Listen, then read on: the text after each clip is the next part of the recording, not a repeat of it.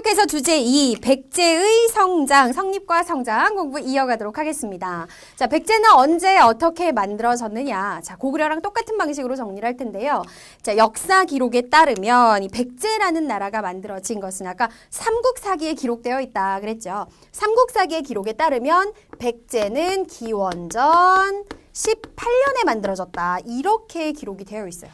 다음 시간에 우리가 신라까지 배우긴 할 텐데, 그러니까 신라랑 고구려랑 백제 만들어진 순서를 보면은 신라가 제일 먼저 만들어졌고, 그 다음에 고구려가 만들어졌고, 자, 기원전 37년에서 그 다음이 36년, 35년, 34년 흘러와서 기원전 18년이 가장 뒤쪽이거든. 그래서 기원전 18년에 백제가 만들어졌다. 이렇게 기록이 되어 있습니다. 자, 그러면 도대체 백제는 누가 어디서 만들었느냐? 백제를 만든 사람은 비류와 온조라고 하는 형제였어요. 들어봤을 텐데 이 비류하고 온조의 아버지가 누구냐? 바로 고구려를 건국한 주몽이었던 거야. 그러면 주몽의 아들이면 고구려에서 왕자로 살 수 있었는데 도대체 왜 내려와서 백제를 만든 것이냐?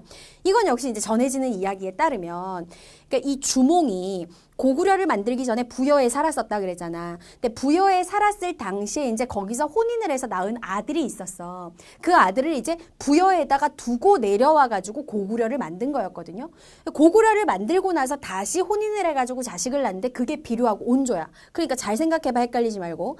비류 온조하고 그 나중에 고구려의 왕이 되는 유리라고 하는 존재는 어떤 존재야? 아버지는 주몽 똑같고 엄마만 다른 존재잖아요. 그렇죠? 그러니까 배다른 형제라고 우리가 얘기하지. 그런 사이인데 나중에 이제 유리가 아버지 주몽을 찾아가지고 부여를 떠나서 고구려로 내려오는 거죠.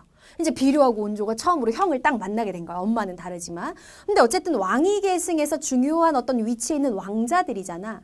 그러다 보니까 유리의 세력이 점점 강해지면서 비류하고 온조는 고구려를 떠나오게 된 거야. 자, 밑으로 내려온 비류하고 온조가 뭘 만든 거예요? 백제라는 나라를 만든 거야. 자, 그럼 정리를 해볼게. 백제를 만든 세력은 비류하고 온조라고 얘기했는데 얘네들은 원래 주몽의 아들들. 그러니까 고구려에서 내려온 세력이죠.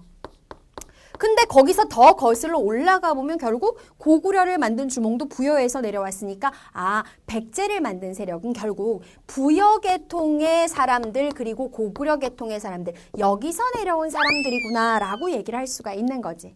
얘네들이 어디에 털을 잡고 나라를 만드냐면은 지금 우리나라의 중심에 있는 한강 바로 한강 유역에 털을 잡고 나라를 만드니 그래서 한강 지역에 원래 살고 있던 토착민들 이들하고 이제 세력을 합쳐가지고 백제라는 나라를 만들게 됩니다. 자, 그런데 여러분들 이 백제라는 나라도요 우리 처음 등장하는 거 아니에요. 1단원에서 우리가 삼한, 마한, 진한, 변한 배웠었지. 기억나지? 마한이라고 하는 국가가 무려 몇 개의 나라로 구성이 되어 있었었냐면 무려 54개의 작은 나라들로 구성되어 있었다. 이걸 선생님이 말한 거 기억이 날 거야. 이 54개의 수많은 나라 중에서 사실 제일 파워가 강했던 나라는 목지국이라고 하는 나라였고요. 얘가 힘이 진짜 셌었고 이 54개의 자잘한 나라 중에 하나가 바로 지금 말하는 비류와 온조가 만들었다는 백제국이었어. 생각을 해봐. 마한 안에서 나라가 54개인데 그 중에 작은 나라 하나가 백제국. 그러니까 처음에 만들어질 때 백제라는 나라는 진짜 스몰 조그만한 나라였던 거야. 자, 부여고구려 계통의 이주민이 한강 유역의 사람들과 힘을 합쳐서 백제국을 만들었다. 근데 여기서 중요한 건 이 백제국이 차지하고 있던 지역이었어요. 얘네들이 어디에서 나라를 만들었다고? 한강 유역에서 나라를 만들었는데 꿀이 아주 너무 좋은 지역이죠. 왜 좋냐면 한강 유역은 지금도 그렇지만 주변이 너무나 농사가 잘 되는 평야로 이루어져 있어. 먹고 사는 게 너무나 풍부하고 항상 여유로웠다라는 거야. 사람 살기 너무 좋았고. 그 다음에 두 번째, 한강을 이용해서 바다하고도 연결되니까 주변 지역으로 진출할 수 있는 교통이 너무나 편리해요.